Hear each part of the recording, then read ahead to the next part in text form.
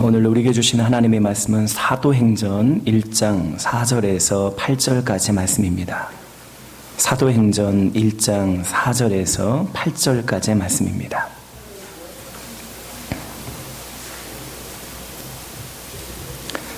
한 시간 하나님의 말씀을 다 함께 봉독하겠습니다. 사도와 함께 모이사 그들에게 분부하여 이르시되 예루살렘을 떠나지 말고 내게서 들은 바 아버지께서 약속하신 것을 기다리라. 요한은 물로 세례를 베풀었으나 너희는 몇 날이 못되어 성령으로 세례를 받으리라 하셨느니라.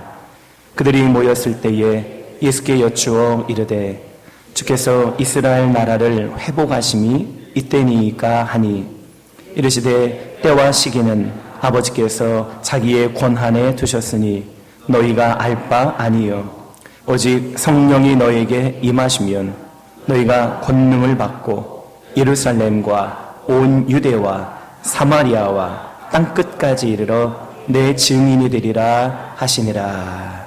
아멘. 기도하시지요. 성령님, 심령을 움직이는 것은 사람의 말이 아니라 성령님의 기름 부음인 것을 믿습니다.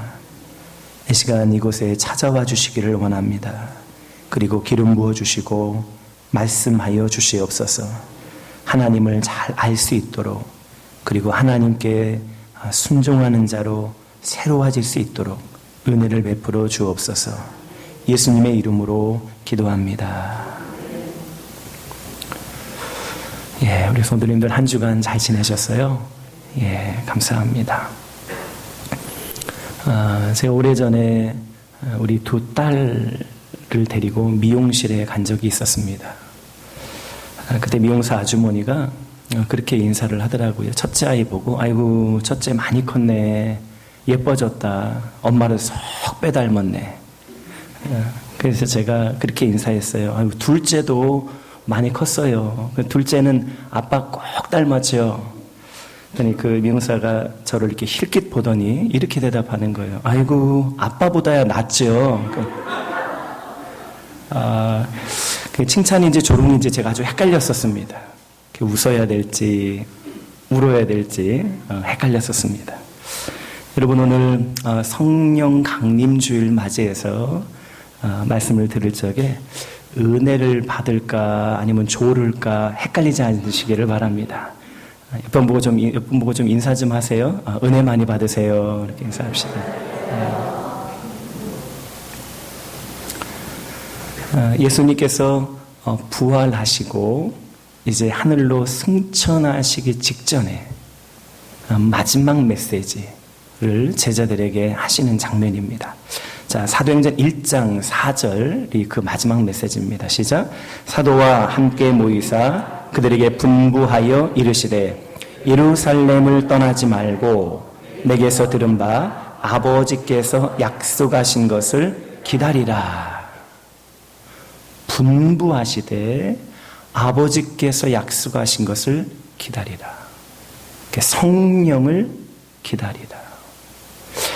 예수님께서 마지막으로 명령하셨던 것은 교회 가서 빨리 봉사해라 이런 것이 아닙니다. 설교해라 이런 명령도 아니었습니다. 영혼전도 급하니까 빨리 가서 영혼들을 구원해라 그런 명령도 아닙니다. 교회 개척하라는 명령도 아니고 선교에 대한 명령도 사실은 아닙니다. 가장 먼저 해야 될 것, 예수님이 오늘 명령하시는데 성령을 기다리라. 성령을 기다리라. 오늘 성령 강림절 맞이해서 우리 성도님들 성령으로 충만해지시기를 바랍니다. 이것은 예수님의 어떤 권유도 아니고 권면도 아니고 오늘 본문에 분부했다. 이건 명령이라는 겁니다. 주님의 명령이 우리의 삶 가운데 그대로 이루어지기를 바랍니다. 성령 받아야 됩니다. 제자들이 예수님이 분부했던 그 성령을 기다렸을 적에 드디어 성령을 받게 됐던 날이 바로 오늘입니다. 성령님께서 우리에게 찾아오셨다. 참 이거는요, 이 지구상에서 가장 놀라운 소식이에요. 여러분은 어떤 이야기를 들으면 기분이 좋아집니까? 진급했다는 이야기, 또 좋은 대학교에 합격했다는 이야기, 아마 굉장히 기분 좋을 소식이 있는데 복권 당첨됐다는 이야기, 그런 거예요. 그런데 그런 것들과 비교할 수 없는 소식이 있는데 성령님께서 내 안에 찾아오셨다는 겁니다. 여러분, 성령님께서 우리 각자 한 분 한 분의 심령 가운데 찾아오셨음을 믿으시기를 바랍니다. 성령님께서 찾아오셨다, 성령님께서 내게 임하셨다고 하는 것은 우리가 하나님 자녀라는 증거예요. 하나님의 말씀이 내게 그대로 이루어졌다라는 증거입니다. 오늘 성령님을 기쁨으로 환영할 수 있기를 바랍니다.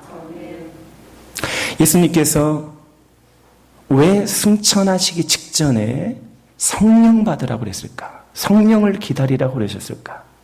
왜 그토록 성령이 중요한가? 우리가 몇 가지 좀 이유를 살펴보기를 원합니다. 창세기 1장 26절 말씀 우리 함께 읽으시죠. 하나님이 이르시되 우리의 형상을 따라 우리의 모양대로 우리가 사람을 만들고 그들로 바다의 물고기와 하늘의 새와 가축과 온 땅과 땅에 기는 모든 것을 다스리게 하자 하시고, 여기 보면 우리의 형상을 따라, 또 우리의 모양대로, 또 우리가 사람을 만들자. 이 우리가 지금 누굽니까? 삼위일체 하나님이거든요. 성부, 성자, 성령 하나님께서 함께 상의하시는 장면입니다. 성령님이 여기 함께 계셨어요. 인간을 누가 만드셨냐면 성령님이 만드셨어요. 지구를 누가 만들었냐면 성령님께서 만드셨어요. 저 넓은 우주를 누가 만들었냐면 성령님이 만드셨어요. 성령님은 가장 놀라운 지혜를 갖고 계신 분인 줄로 믿습니다. 여기 뭐 만들기 잘하는 손재주가 좋은 분들이 많이 계실 거예요. 한번 태양즘 한번 만들어 보세요.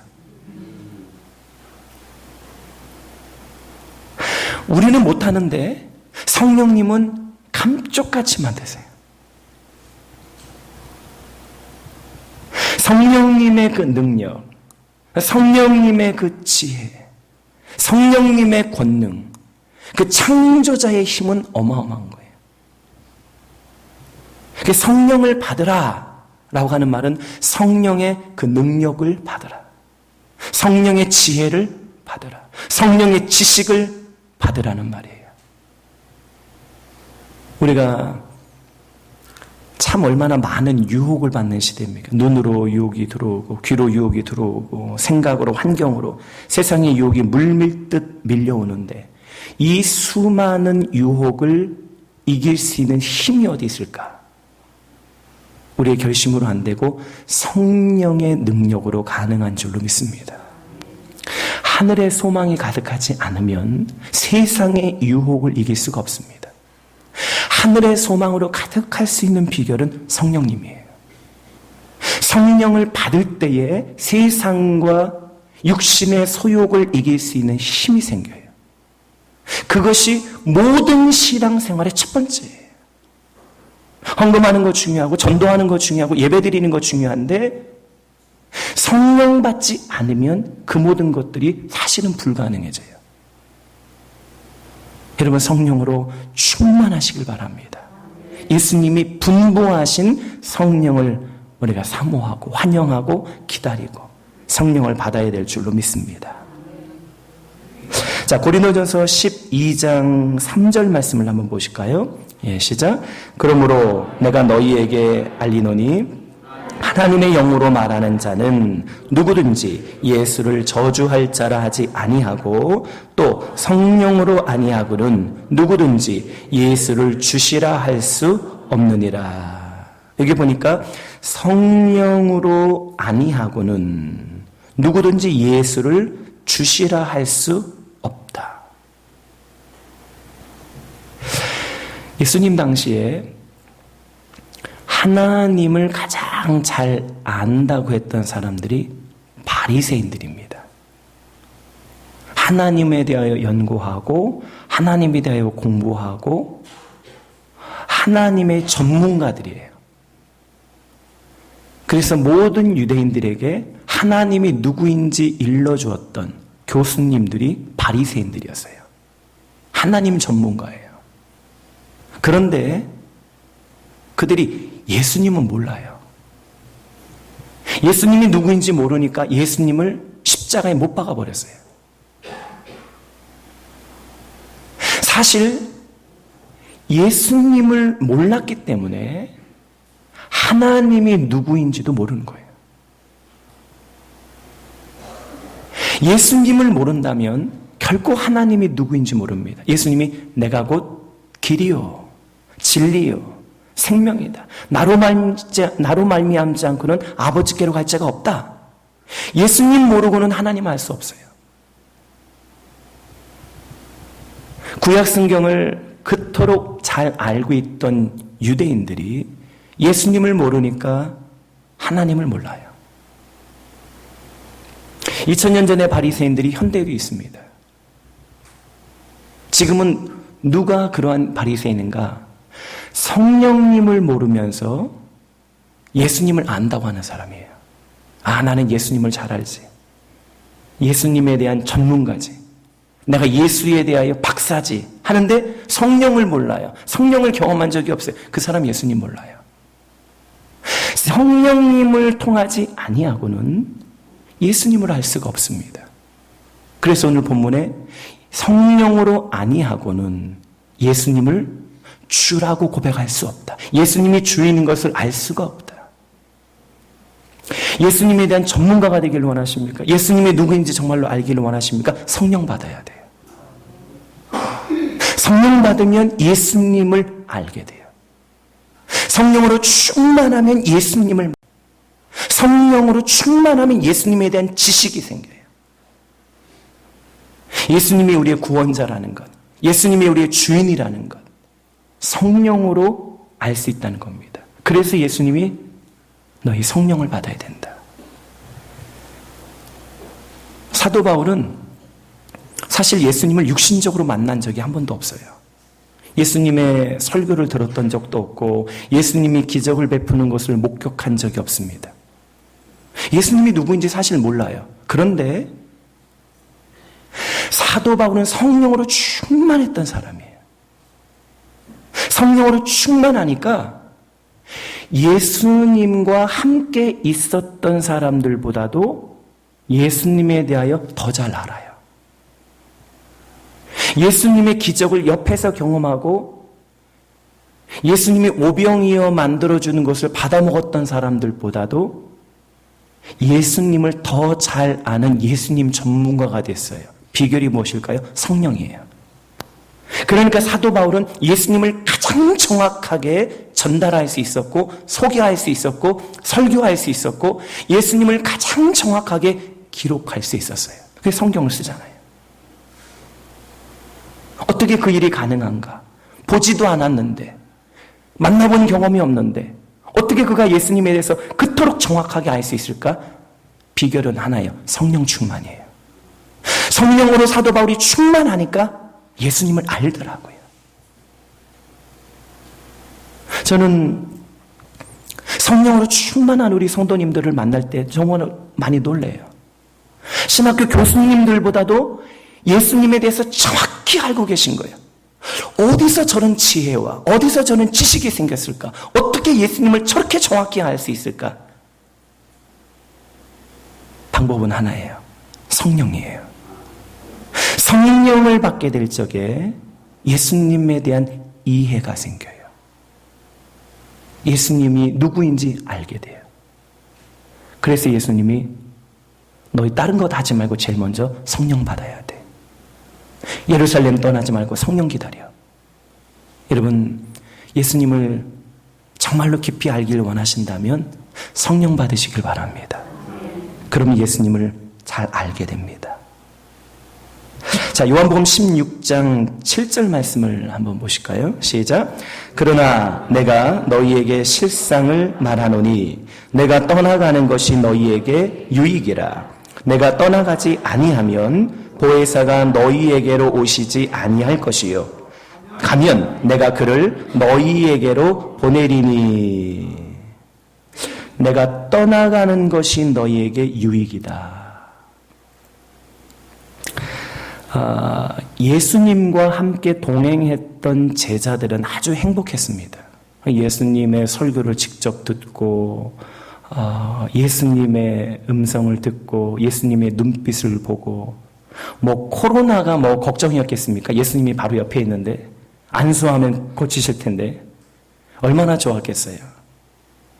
예수님의 그 기적을 경험하고 예수님의 본능을 목격하고 귀신 쫓는 것을 그 현장에서 보고 풍랑이 일어나면 풍랑을 잠잠케 하시는 그 예수님 옆에서 얼마나 제자들이 행복했는지 몰라요.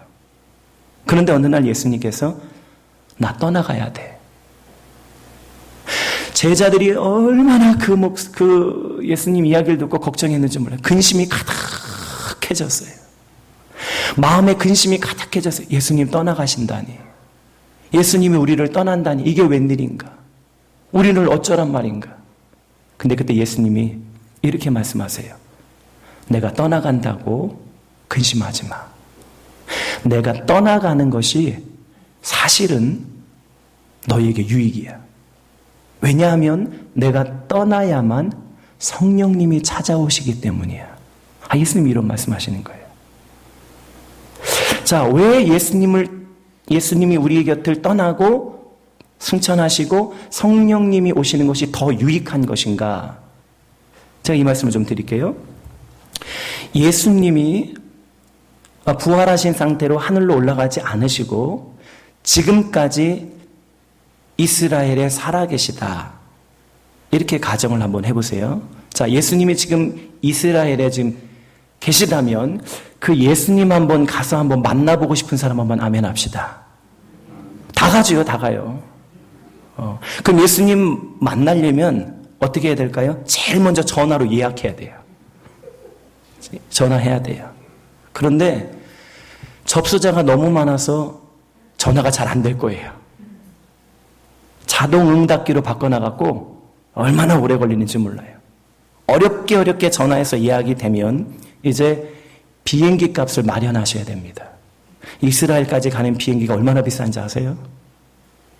어렵게 마련하면 이제 비행기를 타고 텔아비브 공항으로 갑니다. 그리고 택시 타고 갈릴리도 가야 됩니다. 택시비도 만만치 않아요. 근데 거기서 끝이 아니에요. 가보면 수천 명이 줄 서 있어요. 근데 요즘 문제가 생겼어요. 코로나 때문에 그것도 취소됐대요. 만나기 보통 어려운 게 아니에요. 얼마나 힘든지 몰라요. 그런데 희소식이 있어요.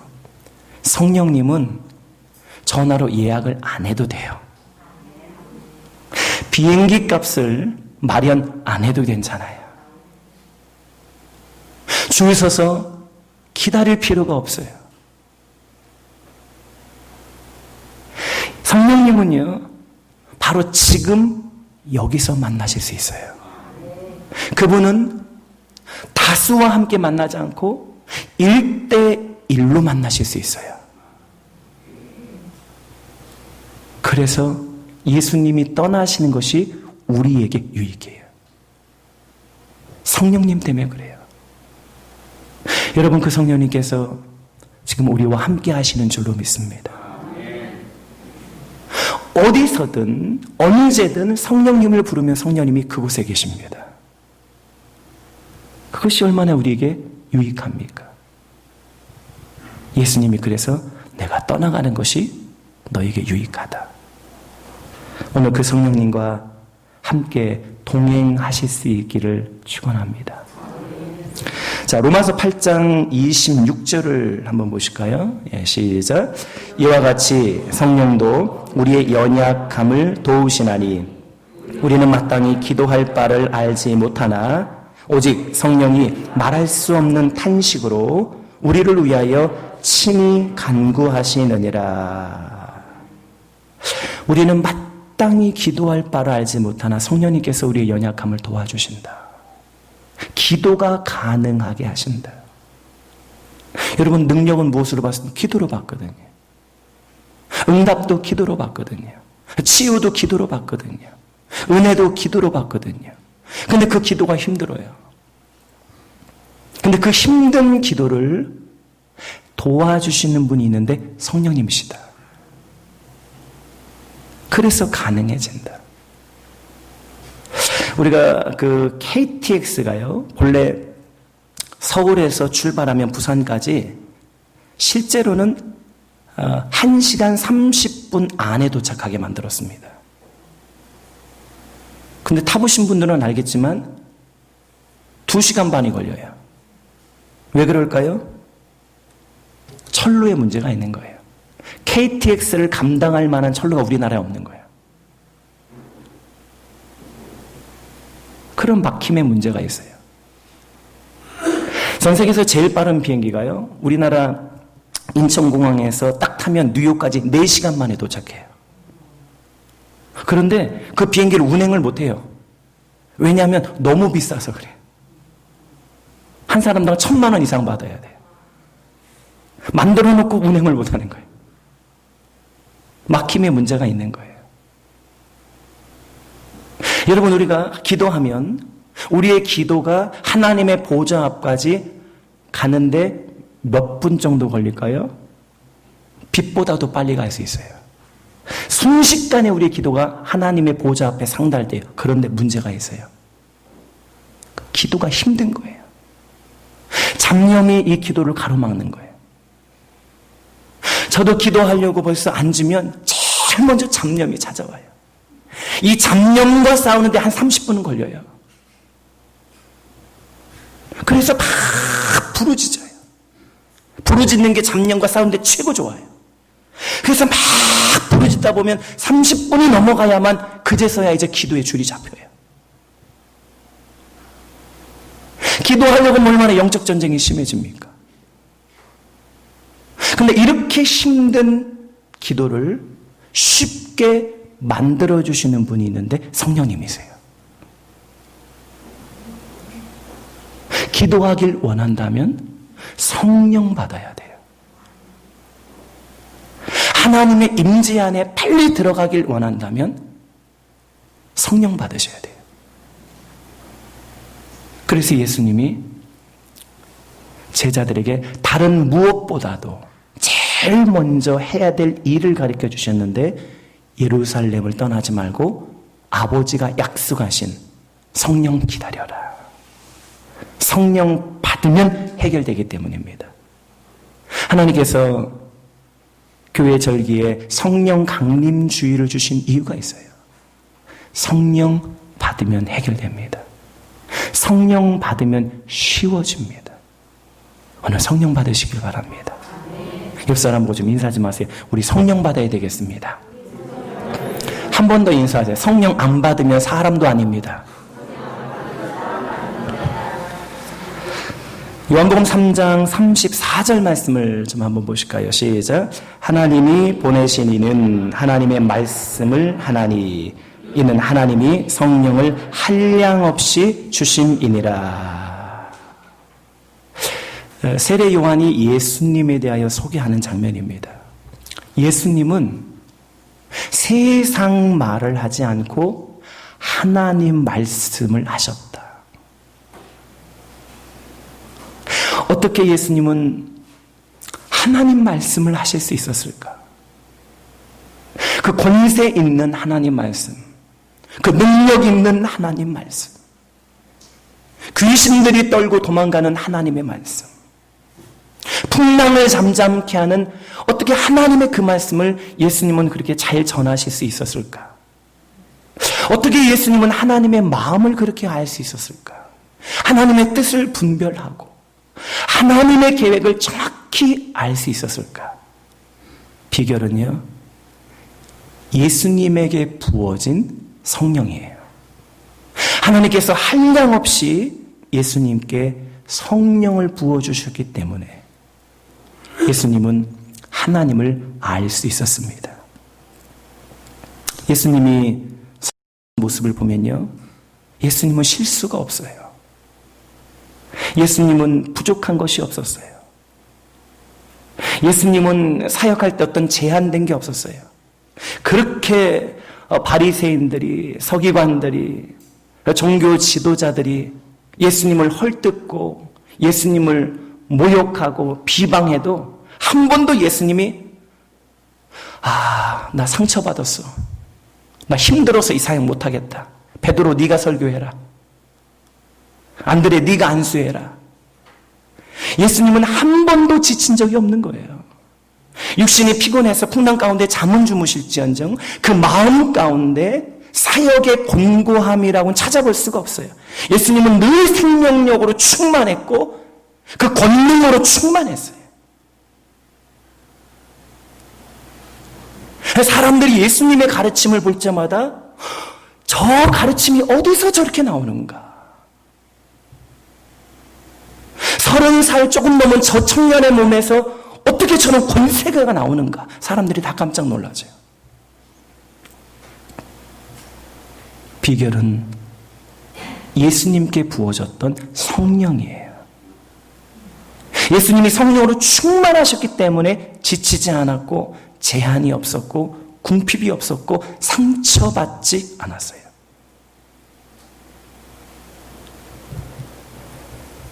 여러분, 성냥을 이렇게 탁 키면 불이 확 붙습니다.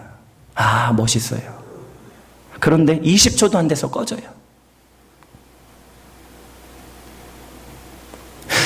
등잔불은 한번 저녁에 탁 키면 밤새도록 불이 타올라요. 무슨 차이가 있습니까? 기름의 차이가 있어요. 등잔불은 계속해서 기름이 공급되는 거예요.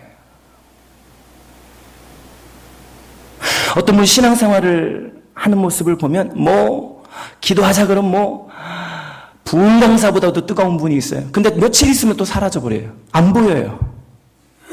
금방 식어버리고 신앙이 오르락 내리락해요.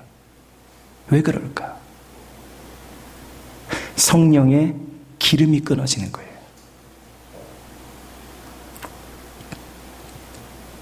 계속 기도의 불이 타올라야 되고, 계속 찬양의 불이 타올라야 되고, 계속 전도의 불이 타올라야 되고, 계속 하나님의 영광이 나타나야 되는데 왜 꺼져버릴까요?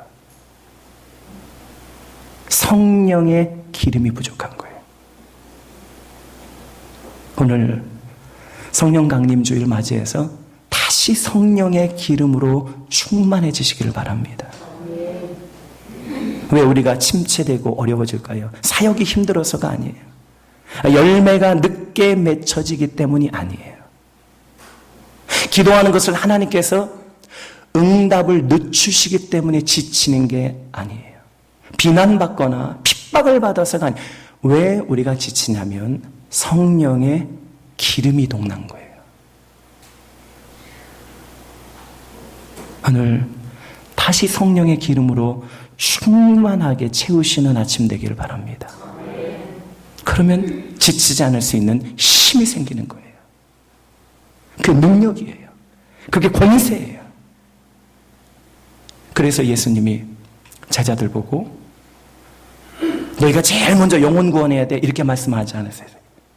만약에 제자들 바로 전도 보냈다면 예루살렘 시내에 나가서 3, 4일이면 그들의 사역은 끝나버려요. 하도 핍박이 심할 때니까요. 그런데 예수님이 제자들에게 전도가 아니야. 제일 먼저 너 성령 받아야 돼. 그들이 성령을 받으니까 칼이 목에 들어오는 순간까지, 순교하는 순간까지 그들의 사역이 지치지 않고 계속 가더라고요. 사역자가 지치지 않는 비결은, 성도의 신앙이 계속해서 불타는 비결은 성령이에요. 성령의 기름이 끊어지면, 이 성령의 불이 꺼지면 시험이 찾아와요. 실증이 찾아와요. 교회 봉사하다가 에휴, 젊은 것들 하라고 그래. 젊은 것들 하라고 그래. 아니, 연세가 얼마나 많으시길래 하나님보다 많으신가? 왜 사역이 지치는가? 왜 시험이 찾아오는가? 왜 실증이 찾아오는가? 왜 무기력함이 찾아오는가? 새벽 기도, 아유, 이제 못 나가. 왜 연약함이 찾아오는가? 성령의 기름이 끊어진 거예요. 성령의 불이 타오르지 않는 거예요. 꺼져버린 거예요. 주님이 오늘 우리에게 주시는 음성이 있어요. 너 다시 성령 받아야 돼. 너 다시 성령으로 충만해져야 돼. 네가 지친 이유, 네가 힘들어하는 이유, 다른 원인, 다른 핑계 댈 필요가 없다. 이유는 하나예요. 성령의 기름이 끊어진 거예요. 성령의 불이 꺼져버린 거예요. 오늘 다시 성령 받으시기를 바랍니다. 다시 성령으로 충만해지시길 바랍니다. 다시 성령의 불을 태우시기를 바랍니다. 고갈되지 않는 능력의 비결은 성령인 거예요.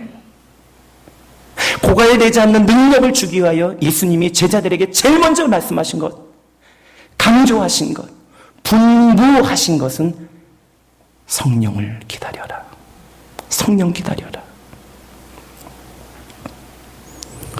자, 요한복음 14장 16절 말씀을 한번 보시죠. 시작. 내가 아버지께 구하겠으니 그가 또 다른 보혜사를 너희에게 주사 영원토록 너희와 함께 있게 하리니. 또 다른 보혜사. 이제 보혜사라고 하는 단어는 헬라 문화권에서 쓰는 단어로 법적인 용어입니다. 여화를 좀 하나 들어드릴게요. 한 부자 아버지가 있었어요. 아들에게 전 재산을 유산으로 넘겨줬는데 문제가 있어요. 그 아들이 바보예요. 그 바보 아들의 옆에 아주 똑똑한 친구가 있는데 아주 나쁜 친구예요. 그 나쁜 친구가 야, 그거 재산 너 갖고 있으면 잃어버려. 내가 맡아줄게. 그래서 인감, 통장, 부동산, 동산 다 이전해줬어요.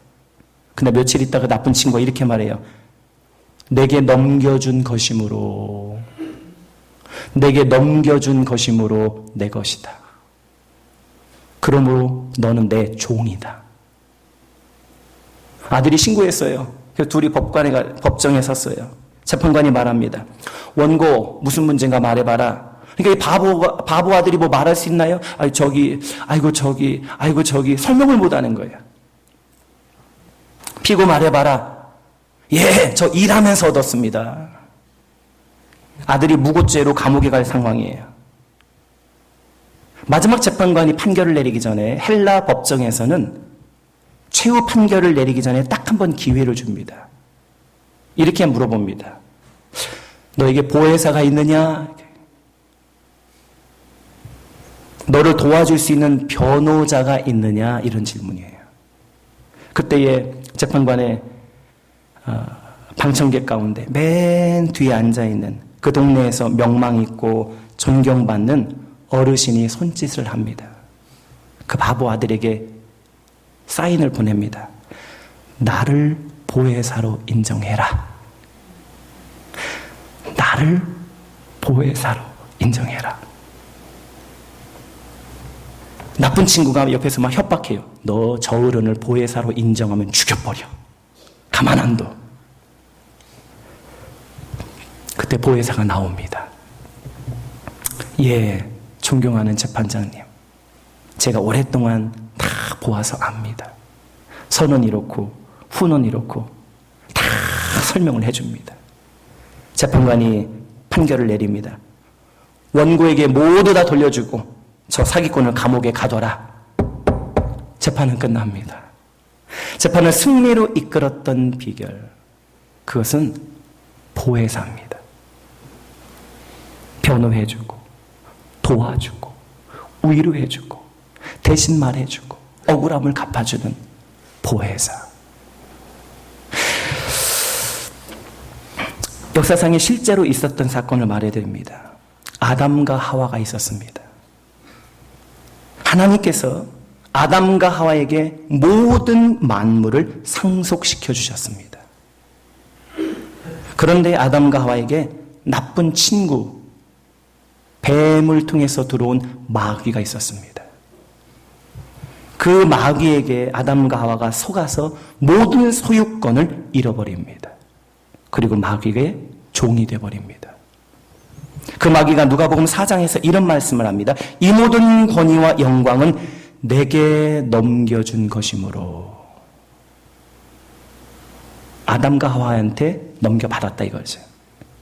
그러므로 내 것이다. 그 마귀가 했던 말입니다. 하나님께서 이 모든 상황을 정상적으로 회복하기 위해서 보내주신 첫 번째 보혜사가 예수님입니다. 예수님이 십자가에서 못 박혀 피 흘려 죽으시고 죄를 사하고 법적으로 인간이 잃어버렸던 소유권을 마귀로부터 되찾아 주십니다. 그래서 예수님이 첫 번째 보혜사입니다.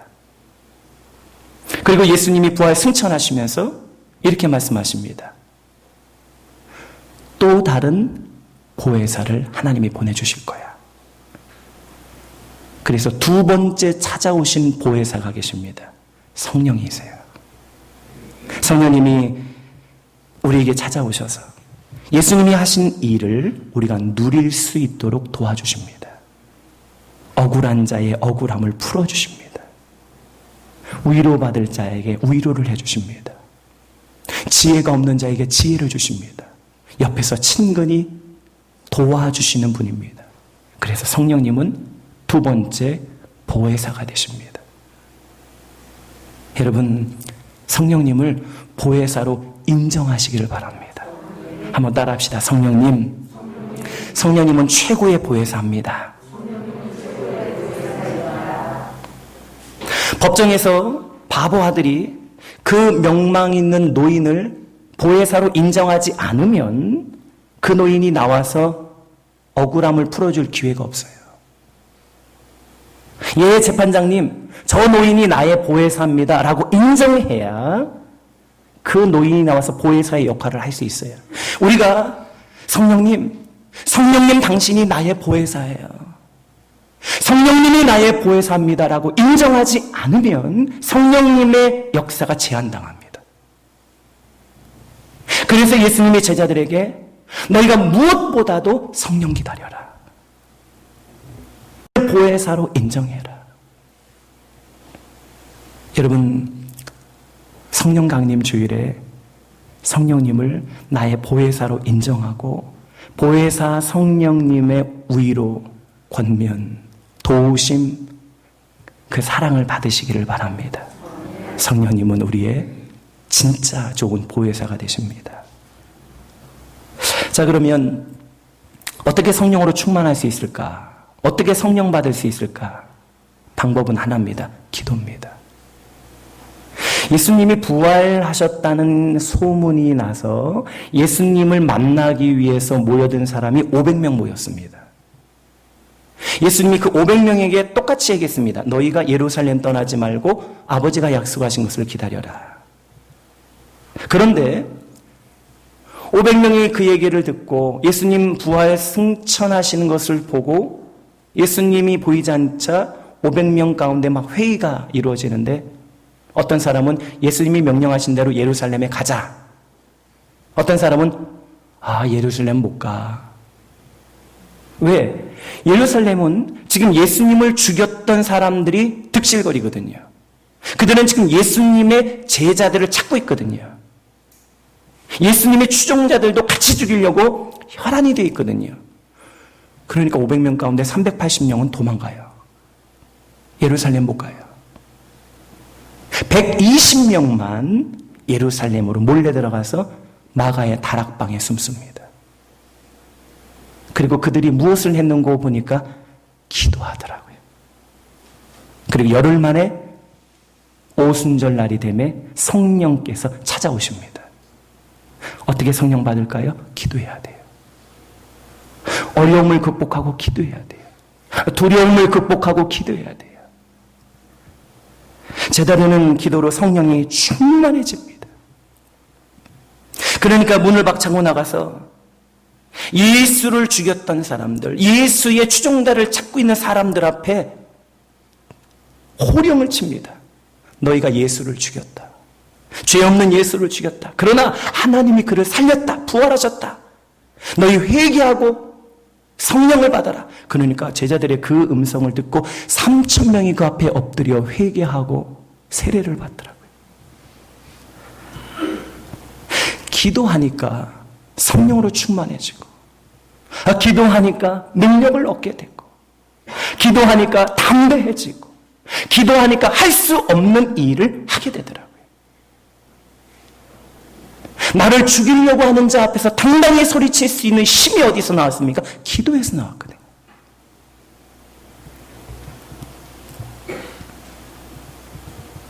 예루살렘 교회의 초대 감독이 야고보입니다. 그 당시 얼마나 핍박이 많았습니까? 환난이, 죽음이 엄습해 옵니다.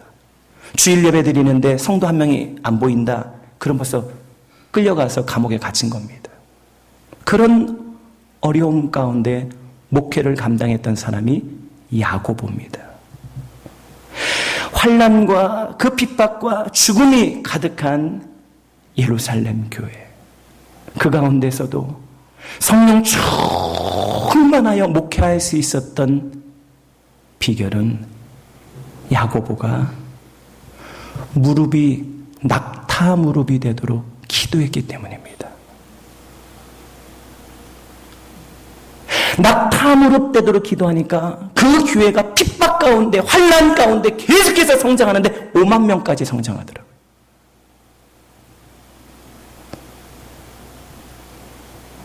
교회 성장은 언제 이루어질까요? 기도로 이루어지거든요. 기도를 하는 사람과 기도를 하지 않는 사람은 외적으로 볼 때는 차이가 안 나요. 그러나 영적인 세계에서 보면 큰 격차가 벌어져요. 왜냐? 영적인 일은 사람의 힘으로 하지 않고 하나님의 도우심으로만 할 수 있는데, 하나님의 도우심은 기도로 하는 거거든요. 기도로 받거든요. 하나님은 누가 기도하는지 아시잖아요. 누구에게 응답 주실지 아시잖아요. 누구에게 성령을 주실지 아시잖아요. 누구에게 기적을 주실지 아시잖아요. 어떤 교회를 부흥시킬지 아시잖아요. 여러분이 다시 기도할 수 있기를 바랍니다. 코로나로 인해서 너무 오랫동안 기도를 잃어버리고 지냈는데 다시 기도할 시기가 왔습니다. 코로나 아버지가 와도 다시 기도해야 되겠어요. 여러분, 이제 내일부터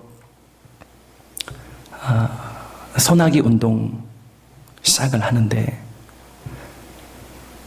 다시 우리가 기도해야 됩니다. 힘들고 어려운 상황인 것을 압니다. 그러나 기도하지 않으면 극복할 수 없습니다. 여러분, 새벽 기도에 꼭 오시기를 부탁을 드립니다. 다시 기도하셔야 돼요. 다시 시작하셔야 돼요. 다시 기도할 때에 하나님이 도와주실 줄로 믿습니다. 말씀 마무리합니다. 구약의 제사장이 하는 일은 제단에 불이 꺼지지 않도록 아침마다 제단 위에 나무를 올려서 불이 활활 타게 하는 겁니다. 만약에 제단에 불이 꺼지면 큰일 납니다. 화목제의 고기를 먹기 위해서 새들이 날아들고 파리가 날아들고 벌레들이 달려들고 구더기가 끓게 됩니다. 제단에 불이 꺼지면 구더기가 끓어요.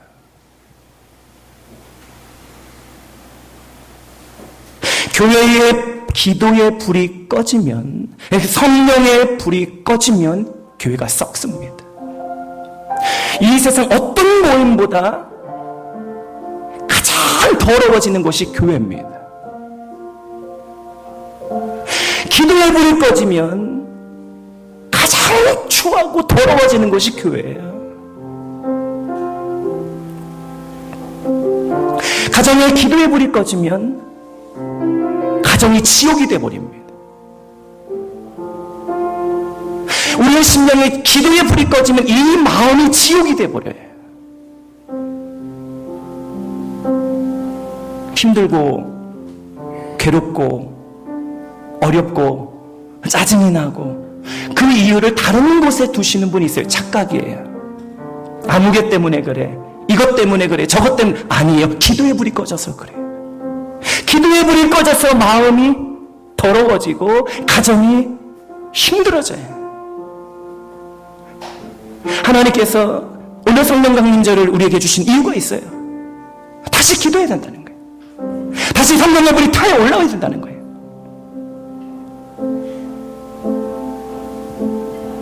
내일부터 여러분 6월 한 달을 작정하십시오.